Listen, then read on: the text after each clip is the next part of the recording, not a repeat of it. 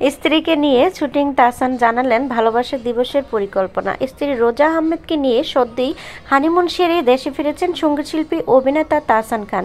এসে নিজের কাজে মন দিয়েছেন তিনি।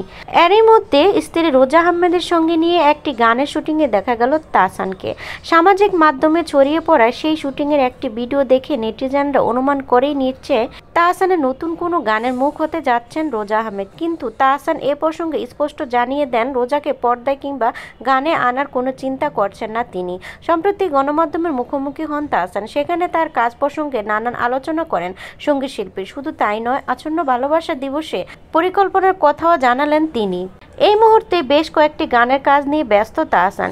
আসন্ন ছবি জঙ্গলিতে জনম জনম নামে একটি গানের কাজ করেছেন তিনি। এছাড়াও এবারের ভালোবাসা দিবস উপলক্ষে থাকছে তাহসানের বেশ কয়েকটি গান, যা নিয়ে মূলত তাহসানের ভালোবাসা দিবসের পরিকল্পনা। ভালোবাসা দিবস প্রসঙ্গে তাহসানের ভাষ্য, একটা সময় ভালোবাসা দিবস মানেই ছিল ভক্তদের কাছে আমার নাটক, আমার কাজ। তবে শেষ কয়েকটি ভালোবাসা দিবসে কাজ তেমন হয়নি, অভিনয় প্রায় ছেড়ে দিয়েছি।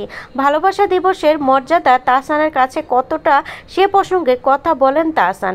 গায়কের কথায়, ভালোবাসা দিবসের অর্থ একজনের কাছে এক এক রকম। আমার কাছে এটি শুধু ভালোবাসা উদযাপনের দিন। 365 দিনের মাঝে ভালো একটা মুহূর্ত উদযাপনের জন্য কয়টা দিনই বা আছে? আমার মনে হয় মানুষ জাজমেন্টাল না হয়ে অন্তত এই একটা দিন খুব সেলিব্রেট করুক।